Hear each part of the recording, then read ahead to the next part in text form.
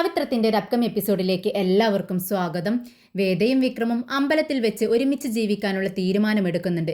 വേദ വിക്രമിന്റെ കൈകൾ പിടിച്ചുകൊണ്ട് മുഖത്തേക്ക് നോക്കിക്കൊണ്ട് ചോദിക്കുന്നുണ്ട്, വിക്രം, നമ്മൾ ഒരുമിച്ച് ജീവിക്കാനുള്ള തീരുമാനമെടുത്തു. പക്ഷേ ഇനി നമ്മളുടെ മുന്നോട്ടുള്ള ജീവിതം അത്ര സുഖകരമായിരിക്കില്ല. ഒരു വശത്ത് എൻ്റെ അച്ഛനും ചേട്ടനും, മറുവശത്ത് അച്ഛനും അമ്മയും രാധയും അവരുടെ അമ്മയും എല്ലാവരും വളരെ ദേഷ്യത്തിലാണ്. നമ്മൾ ജീവിക്കാൻ അവർ സമ്മതിക്കത്തില്ല. നമ്മുടെ മുന്നോട്ടുള്ള പാത അത്ര നല്ലതല്ല. ഇത് കേട്ട് വിക്രം പറയുന്നുണ്ട്, എന്തിനാ വേദന നീ പേടിക്കുന്നത്?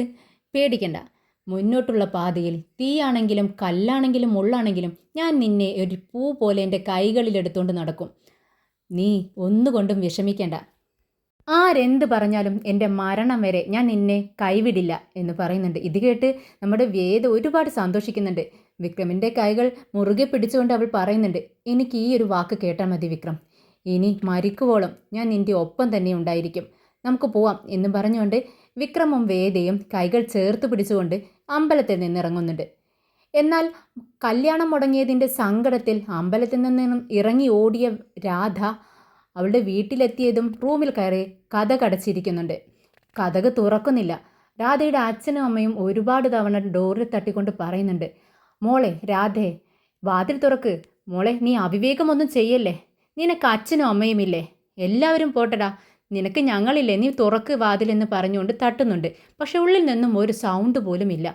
വീണ്ടും രാധയുടെ അമ്മ ഡോറിൽ തട്ടിക്കൊണ്ട് വിളിക്കുന്നുണ്ട്, മോളെ കതക് തുറക്കടാ എന്നും പറഞ്ഞുകൊണ്ടാണ് വിളിക്കുന്നത്. പെട്ടെന്ന് ഡോർ അങ്ങ് തുറക്കുന്നുണ്ട്. അകത്തു നിന്നും വരുന്ന രാധയുടെ രൂപം കണ്ട് രാധയുടെ അച്ഛനും അമ്മയും ഞെട്ടുന്നുണ്ട്. രാധയാണെങ്കിൽ മുടിയെല്ലാം അഴിച്ചിട്ട് കണ്ണെല്ലാം തുറിച്ച്, അമ്മയും അച്ഛനെയും മുന്നിൽ നിൽക്കുന്ന അമ്മയും അച്ഛനെയും അവൾ കാണുന്നില്ല. എങ്ങോട്ടോ നോക്കിക്കൊണ്ട് ഇങ്ങനെ പുറത്തോട്ട് ഇറങ്ങി വരുന്നുണ്ട്. മോളെ മോളെ രാധേ, നീ എന്താ ഇങ്ങനെ എന്ന് ചോദിക്കുന്ന സമയത്ത് രാധ അവിടെ ഇങ്ങനെ ഇരിക്കുന്നുണ്ട്. എന്നിട്ട് പറയുന്നുണ്ട്, നിങ്ങളെന്താ വിചാരിച്ചത്? ഞാൻ മരിച്ചെന്നോ? ഇല്ല, എന്നെ അവർ ഒരു തവണ കൊന്നു കഴിഞ്ഞില്ലേ. ഇനി ഞാൻ എങ്ങോട്ട് മരിക്കാനാ? ആ അമ്പലത്തിൽ വെച്ച് വേദയുടെ കൈകൾ പിടിച്ച് വരുന്ന വിക്രമിനെ കണ്ടതും ഞാൻ അങ്ങ് മരിച്ചുപോയി അമ്മേ. അവരെന്നെ കൊന്നു. ഞാൻ ഇത്രയും സ്നേഹിച്ചിട്ടും അവൻ എനിക്ക് തന്ന സമ്മാനമല്ലേ ഇത്? ഞാൻ എന്ത് തെറ്റ് ചെയ്തിട്ടാ അമ്മേ അവൻ എന്നെ ഇങ്ങനെ ചതിച്ചത്? ഈ നാട്ടുകാരുടെ മുന്നിൽ വെച്ച് ഞാൻ നാണം കെട്ടില്ലേ? ഞാൻ അവരുടെ മുഖത്തിനി എങ്ങനെ നോക്കും?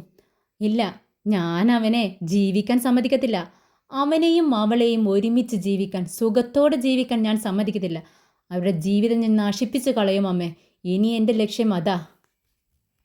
എന്നാൽ വേദ ഇങ്ങനെയെല്ലാം സംസാരിക്കുന്നത് കേട്ട് രാധയുടെ അമ്മ കുറച്ച് പേടിച്ച് നിൽക്കുന്നുണ്ട്. മോളെ രാധ, നീ എന്താ ഇങ്ങനെയൊക്കെ സംസാരിക്കുന്നത്? മോളൊന്ന് സമാധാനിക്ക്, നമുക്ക് എന്തെങ്കിലും ചെയ്യാം എന്ന് പറയുന്നുണ്ട്. എന്നാൽ വിക്രമിൻ്റെ വീട്ടിലാണെങ്കിൽ രാധയും വിക്രമുമായുള്ള വിവാഹം മുടങ്ങിയതിൻ്റെ സങ്കടത്തിലാണ് കമലാമ്മ. കമലാമ്മ വന്ന പാടങ്ങ് നിലത്തിരിക്കുന്നതാ, അവിടെ നിന്നും എഴുന്നേറ്റിട്ടില്ല. നമ്മുടെ വിശ്വമാണെങ്കിൽ തലങ്ങും വിലങ്ങും ഇങ്ങനെ ആലോചിച്ച് നടക്കുന്നുണ്ട്. ഉടനെ വിനയം വന്ന് പുറത്തോട്ട് എത്തി നോക്കുന്നുണ്ട്. എന്നിട്ടിങ്ങനെ പറയുന്നുണ്ട്, അല്ല വിശ്വേട്ടാ, എന്താ ഈ രാധയുടെ അമ്മയെ കാണാത്തത്? രാധയുടെ അമ്മ വന്ന് ഒരു പറ്റം ആളുകളെ കൊണ്ടുവന്ന് ഇവിടെ ബഹളം വയ്ക്കേണ്ട സമയം കഴിഞ്ഞല്ലോ. ഇത്രയും നേരമായിട്ട് എന്താ അവരെ ഇങ്ങോട്ട് കാണാത്തതെന്ന് ചോദിക്കുന്നു. ഇത് കേട്ടതും വിശ്വൻ ദേഷ്യത്തോടെ ചോദിക്കുന്നുണ്ട്, ഡാ, സന്ദർഭം അറിയാതെ സംസാരിക്കുന്നു. നീ എന്താടാ ഈ പറഞ്ഞത്? അടച്ച് മിണ്ടാതിരിയടാ അവിടെ എന്ന് പറയുന്നു. പെട്ടെന്നാണ് വിനയന് തനക്ക് പറ്റിയ അമളി മനസ്സിലാവുന്നത്.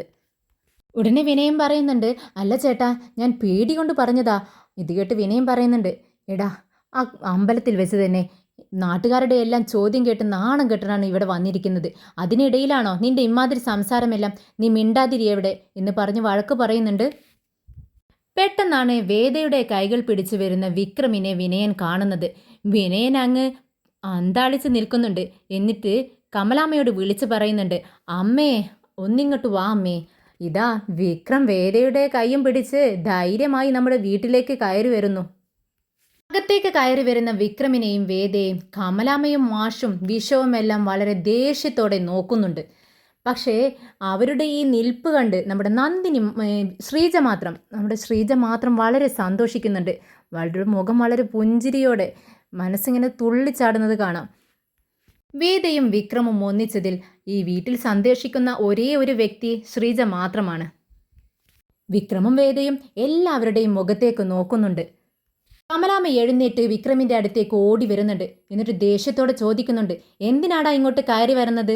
ഞാൻ വരണ്ടെന്ന് പറഞ്ഞതല്ലേ നിന്നോട്? ഞാൻ മരിച്ചില്ലെങ്കിൽ വിഷം കൊണ്ടുവന്ന് എൻ്റെ വായിലൊഴിച്ച് എന്നെ കൊല്ലാൻ വേണ്ടി വന്നതാണോ? ഞാൻ അമ്മേ എന്ന് പറയുമ്പോഴേക്കും വിനയൻ വിഷം കയറി പറയുന്നുണ്ട്, എടാ വിക്രം, സംഭവത്തിൻ്റെ സീരിയസ്നെസ് നിനക്ക് അറിയില്ലടാ. ആ രാധ എന്തെങ്കിലും കാണിച്ചോ, അവിവേകം കാണിച്ചോ എന്നറിയാൻ വേണ്ടി ആ രാധയുടെ അമ്മ അവളുടെ വീട്ടിലേക്ക് ഓടിയിട്ടുണ്ട്. അമ്മ കണ്ടില്ലേ, എല്ലാവരുടെയും മുന്നിൽ നാണം കെട്ട് ഇതാ വിഷമിച്ചുകൊണ്ട് ഇവിടെ ഇരിക്കുന്നു. ആ ഇരിക്കുന്ന അച്ഛനെ നോക്ക്, എത്ര വിഷമത്തോടെ അച്ഛൻ ഇരിക്കുന്നത്. നീ കാരണം, നീ ഒറ്റ ഒരുത്തൻ കാരണം ഈ വീടിൻ്റെ അന്തസ്സും അഭിമാനവും എല്ലാം പോയി. നീ ഇത് ചെയ്യണമായിരുന്നോടാ എന്ന് ചോദിക്കുന്നുണ്ട്. എല്ലാവരും എന്നോട് ക്ഷമിക്കണം. എനിക്ക് രാധയെ വിവാഹം കഴിക്കാൻ ഒട്ടും ഇഷ്ടമില്ലായിരുന്നു. അമ്മയുടെ നിർബന്ധത്തിന് വഴങ്ങിയാണ് ഞാൻ ആ വിവാഹത്തിന് സമ്മതിച്ചത്, അമ്മയുടെ ജീവൻ നിലനിർത്താൻ വേണ്ടി. പിന്നെ വേദയില്ലാതെ എനിക്ക് ജീവിക്കാൻ കഴിയില്ല. അതുകൊണ്ടാണ് ഞാൻ ഇങ്ങനെയൊരു തീരുമാനമെടുത്തത്. എല്ലാവരും എന്നോട് പൊറുക്കണമെന്ന് വിക്രം വീണ്ടും പറയുന്നുണ്ട്. ഇത് കേട്ട് കമലാമ്മ പറയുന്നുണ്ട്, എടാ നിനക്ക് അന്നേ തന്നെ എന്നെ അങ്ങ് കൊന്നു കളയാമായിരുന്നില്ലേ? ഇപ്പം ഞാൻ നാട്ടുകാരുടെ മുന്നിൽ നാണം കെട്ടു. ആ രാധയുടെ അമ്മയോട് ഞാൻ ഇനി എന്ത് സമാധാനം പറയും? എൻ്റെ വാക്കിന് വിലയില്ലാതായില്ലേ? എൻ്റെ മാനം പോയി. ഇത് കേട്ടതും വിക്രം, അമ്മേ ഞാൻ അറിയാതെ ചെയ്തതാണ് എന്ന് പറയുന്നതും ദേഷ്യത്തോടെ കമലാമ്മ ഉച്ചത്തിൽ സംസാരിക്കുകയാണ്. നിർത്ത്, ഇനി നീ എന്നെ മേലല്ല അമ്മയെന്ന് വിളിച്ചു പോകരുത്. നിന്റെ അമ്മയെ നീ എന്നോ കൊന്നു കളഞ്ഞില്ലേടാ. ഇനി നീ എന്നെ അമ്മ എന്ന് വിളിക്കരുത്. എനിക്ക് നീ മകനുമല്ല, നിനക്ക് ഞാൻ അമ്മയുമല്ല. ഇത് കേട്ട് ശ്രീജ പറയുന്നുണ്ട്, എന്താണെങ്കിലും അമ്മേ അവരെ അകത്തേക്ക് വിളിച്ചിട്ട് സംസാരിക്കേ എന്ന് പറയുന്നുണ്ട്. കമലാമ്മ ദേഷ്യത്തോടെ ശ്രീജയുടെ നേരെ തിരിയുന്നുണ്ട്. ഇത് ഞാൻ താമസിക്കുന്ന വീട്. എന്നെ ജീവനോടെ കൊന്നവനാണ് ഇവൻ. അതിന് കൂട്ടുനിന്നത് ഇവളും. ഇവർക്ക് രണ്ടുപേർക്കും ഈ വീട്ടിൽ സ്ഥാനമില്ല എന്ന് തറപ്പിച്ച് പറയുന്നുണ്ട്. എന്തായാലും അവർ ഭാര്യയും ഭർത്താവും അല്ലേ അമ്മേ, അവരൊരുമിച്ച് ജീവിക്കേണ്ടവരല്ലേ, അങ്ങനെ ജീവിക്കട്ടെ എന്ന് ശ്രീജ പറയുന്നുണ്ട്. കമലാമ്മ ശ്രീജയോട് പറയുന്നുണ്ട്, നീ മിണ്ടാതിരിക്കേ. അങ്ങനെ ഭാര്യയും ഭർത്താവുമാണെങ്കിൽ ഇവളെന്തിനാ ഇവിടെ കളഞ്ഞിട്ട് ഒപ്പുവെച്ച് ഇവിടെ നിന്ന് ഇറങ്ങിപ്പോയത്? ഇവൾ ഭാര്യയാണെന്ന് ഇവന് ബോധ്യമുണ്ടായിരുന്നില്ലേ? എന്നിട്ട് എന്തിനാ ഈ വീട്ടിൽ നിന്നും ഇറങ്ങിപ്പോവാൻ ഇവൻ തന്നെയല്ലേ ഇവളോട് ആവശ്യപ്പെട്ടത്? രണ്ടുപേരും കൂടി നാടകം കളിച്ചതാ. പക്ഷേ നമ്മുടെ മാനവും അഭിമാനമൊക്കെ പോയില്ലേ? അത് വല്ലതും ഇവർ ചിന്തിച്ചോ? ഇനി ഒരു നിമിഷം പോലും ഇവർ രണ്ടുപേരും ഇവിടെ നിന്നാൽ ഞാൻ ഈ വീട്ടിൽ നിന്നും ഇറങ്ങിപ്പോകുമെന്ന് പറയുന്നുണ്ട് കമലാമ്മ. ഇത് കേട്ട് അയൽക്കാരെല്ലാം പറയുന്നുണ്ട്, ഏയ് കമലം, നീ എന്താ ഇങ്ങനെയൊക്കെ സംസാരിക്കുന്നത്? എന്ത് ചെയ്താലും ഇത് നിന്റെ മകനല്ലേ? എന്തായാലും നീയല്ലേ പൊറുക്കേണ്ടത്? നീ അവരുടെ അമ്മയല്ലേ? നീ അവരെ അങ്ങ് അകത്തേക്ക് ക്ഷണിക്കുക എന്ന് പറയുന്നുണ്ട്. ഇത് കേട്ട് കമലാമ്മ ദേഷ്യത്തോടെ പറയുന്നുണ്ട്, ഏയ് നിങ്ങൾ ആരും ഇതിൽ തലയിടേണ്ട ആവശ്യമില്ല. ഇതെൻ്റെ കുടുംബകാര്യം. ഇവിടെ എന്ത് ചെയ്യണമെന്ന് ഞാൻ തീരുമാനിക്കും. ഇതിൽ നിങ്ങൾക്ക് ഇടപെടാനുള്ള ഒരു അവകാശമില്ല എന്ന് തുറന്ന് പറയുന്നുണ്ട്. ശ്രീജ മാഷിൻ്റെ അടുത്തേക്ക് ഓടി വരുന്നുണ്ട്. അച്ഛൻ കണ്ടില്ലേ വിക്രമും രാധയും വേദയും കൂടി വന്നത്? അച്ഛൻ എന്താ ഒന്നും മിണ്ടാതിരിക്കുന്നത്? ഇത് കേട്ടതും ഇരിക്കുന്ന സ്ഥലത്ത് നിന്നും മാഷ് ചാടി എഴുന്നേൽക്കുന്നുണ്ട്. പിന്നെ ഞാൻ കണ്ടുകൊണ്ടിരിക്കുകയല്ലേ ഒരു ഭ്രാന്തനെ പോലെ. ഞാൻ ഇവളോട് അന്നേ പറഞ്ഞതാ, നീ നിന്റെ മകനെ വിശ്വസിക്കണ്ട. അവൻ എൻ്റെ കഴുത്തറുത്തതുപോലെ നിൻ്റെയും കഴുത്തറക്കും. നീ അവനെ വിശ്വസിക്കരുതെന്ന് ഞാൻ 100 തവണ അവളോട് പറഞ്ഞതാ. പക്ഷേ അവളുടെ മകനെ അവനക്ക് ഒരുപാട് വിശ്വാസമായിരുന്നു. എന്നിട്ട് അവൻ അവളുടെ മുതുകിൽ തന്നെ കുത്തിയില്ലേ? ഇത്രയും കാലമായി എൻ്റെ ഭാര്യയുടെ കണ്ണ് നിറയാൻ ഞാൻ സമ്മതിച്ചിട്ടില്ല. പക്ഷേ അവളുടെ മകൻ കാരണം ഇപ്പോൾ എൻ്റെ ഭാര്യയുടെ കണ്ണിൽ നിന്നും കണ്ണുനീരല്ല ചോരയല്ലേ വരുന്നത് എന്ന് പറയുന്നുണ്ട്. ഇത് ഞാൻ ക്ഷമിക്കണോ എന്ന് വീണ്ടും ശ്രീജയെ നോക്കിക്കൊണ്ട് മാഷ് ചോദിക്കുന്നുണ്ട്. ഇനി ഞങ്ങളും ഈ വീടും നീയുമായി ഒരു ബന്ധവുമില്ല. ഇനി ഞങ്ങൾക്ക് 2 മക്കളെയുള്ളൂ. നീ മരിച്ചതായി ഞങ്ങളങ്ങ് കണക്കാക്കുന്നു. ഞങ്ങൾക്ക് തീ കൊളുത്താൻ വേണ്ടി പോലും, ഞങ്ങൾ മരിച്ചാൽ തീ കൊളുത്താൻ പോലും നീ വരരുത്. അത് ഞങ്ങളുടെ ആത്മാവിന് ശാന്തി കിട്ടാത്തതുപോലെയാവും നീ ഇറങ്ങിപ്പോടാ ഇവിടെ നിന്ന് എന്ന് പറഞ്ഞതും നമ്മുടെ വിക്രമിന് ഒരുപാട് സങ്കടമാവുന്നുണ്ട് അച്ഛൻ്റെ ഈ വാക്കുകൾ കേട്ട്. വിക്രം പറയുന്നുണ്ട്, എന്താ ഇങ്ങനെയൊക്കെ പറയുന്നത്? ഇത് കേട്ട് മാഷിന് ദേഷ്യം വരുന്നുണ്ട്. മാഷ് പറയുന്നുണ്ട്, മിണ്ടാതിരിയടാ അവിടെ, ഇറങ്ങിപ്പോവാനല്ലേ ഞാൻ പറഞ്ഞത്? മാഷ് വേദയെ നോക്കിക്കൊണ്ട് പറയുന്നുണ്ട്, കുട്ടി നീയൊരു ബുദ്ധിശാലിയാണെന്നാണ് ഞാൻ വിചാരിച്ചത്. പക്ഷേ ഇവനോടൊപ്പം ഇറങ്ങി വന്ന ആ നിമിഷമുണ്ടല്ലോ, നിന്റെ ജീവിതം കഴിഞ്ഞു. ഇവൻ നിന്നെയും ചതിക്കും. ഇവരുടെ അമ്മയെ ചതിച്ചതുപോലെ. കണ്ടില്ലേ, അവൻ്റെ ചതി കാരണ അവൻ്റെ അമ്മ ഇന്ന് നിന്ന് ഈ കരയുന്നത്. നീ സൂക്ഷിച്ചോ. ഇത് കേട്ട് വേദ പറയുന്നുണ്ട്, അച്ഛൻ്റെ വിശ്വാസത്തിനെതിരായി ഞാൻ ഒന്നും പറയുന്നില്ല. പക്ഷേ എന്ന് പറഞ്ഞുകൊണ്ട് വേദ വിക്രമിൻ്റെ കൈകൾ മുറുകെ പിടിക്കുന്നുണ്ട്. എന്നിട്ട് വിക്രമിൻ്റെ മുഖത്തേക്ക് നോക്കിക്കൊണ്ട് പറയുന്നുണ്ട്, വിക്രമിനെ എനിക്ക് നന്നായി അറിയാം. വിക്രമിൻ ഒരു നാൾ അഭിമാനത്തോടു കൂടി നിങ്ങളുടെ മുന്നിൽ വന്നു നിൽക്കും. നിങ്ങളെല്ലാം കാണാൻ ആഗ്രഹിച്ചതാ ആ വിക്രമായി. അന്ന് ഞാനും വിക്രമിനോടൊപ്പം ഉണ്ടാവും.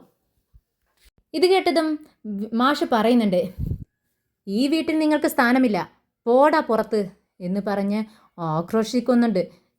പുറത്തേക്ക് കൈ ചൂണ്ടുന്നുണ്ട്. വിക്രമും വേദയും ഒന്നും മിണ്ടാതെ പരസ്പരം നോക്കിക്കൊണ്ട് ആ വീട്ടിൽ നിന്നും ഇറങ്ങുന്നുണ്ട്. വിക്രമും വേദയും പുറത്തേക്ക് ഇറങ്ങിയതും ശ്രീജ ആരും കാണാതെ ഓടി വരുന്നുണ്ട്. എന്നിട്ട് വേദയോട് പറയുന്നുണ്ട്, അതെ വേദേ, നിങ്ങൾ രണ്ടുപേരും കുറച്ച് ദിവസം പുറത്തെവിടെയെങ്കിലും സേഫായി താമസിക്കേ. അച്ഛൻ്റെയും അമ്മയുടെ ദേഷ്യമൊക്കെ മാറും, കുറച്ച് സമയമെടുക്കും. അതുവരെ നിങ്ങൾ ക്ഷമിക്കണം.